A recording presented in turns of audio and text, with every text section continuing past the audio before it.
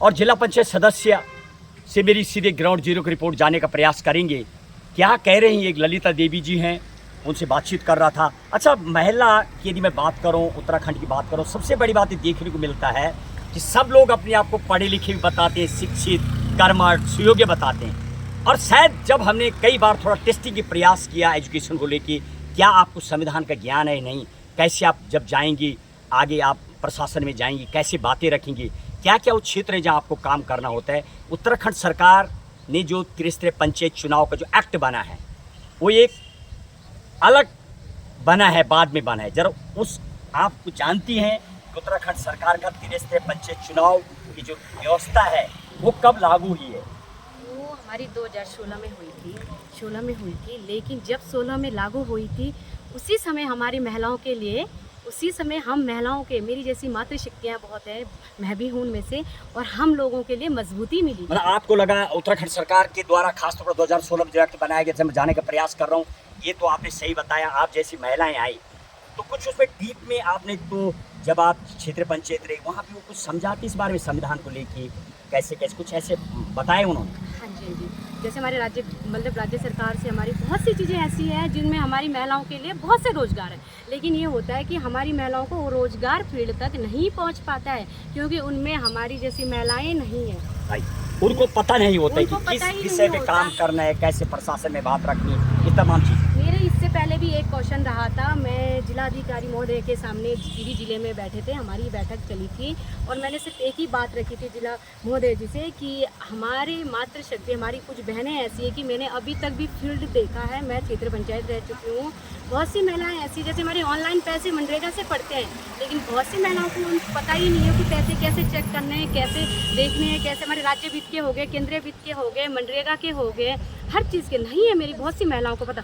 सिर्फ मेरी सरकार से एक ही गुजारिश थी, मैंने पहले भी मांग की थी और अब भी उस मांग को करूँगी कि अगर ये हर घर या हर पंचायतों में महिलाओं को सीखने के लिए एक एक लैपटॉप या कंप्यूटर या फ़ोन की व्यवस्थाएं किया जाए, और हम जैसी महिलाओं को उनके आगे रखा जाए कि ये चीज़ें उन महिलाओं को सिखाओ जिनको अभी इतना वो नहीं है, अनुभव नहीं है।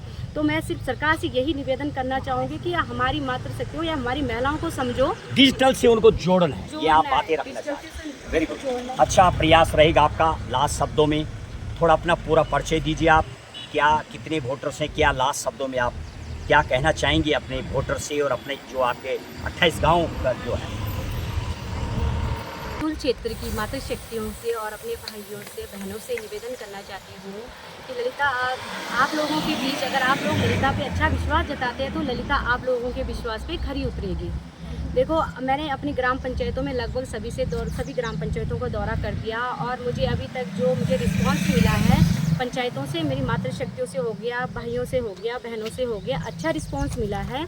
मैं अपने बंसोल क्षेत्र की जनता से बहुत बहुत धन्यवाद। और मैं सबसे पहली बात तो मुझे इस चीज़ की खुशी है कि मुझे अपने बुजुर्गों के दर्शन भी हो रहे, जो मैंने कभी करने भी नहीं थे उनके दर्शन हो रहे, उनका आशीर्वाद मुझे मिल रहा है। मेरा तो यही सौभाग्य है कि उनका आशीर्वाद मुझे मिल रहा है। चले, बहुत बहुत धन्यवाद। ये थी ललिता देवी जी, बीजेपी की आप प्रत्याशी भी घोषित हुई हैं। कहीं ना कहीं बीजेपी की लहर तो दौड़ी रही है राज्य में।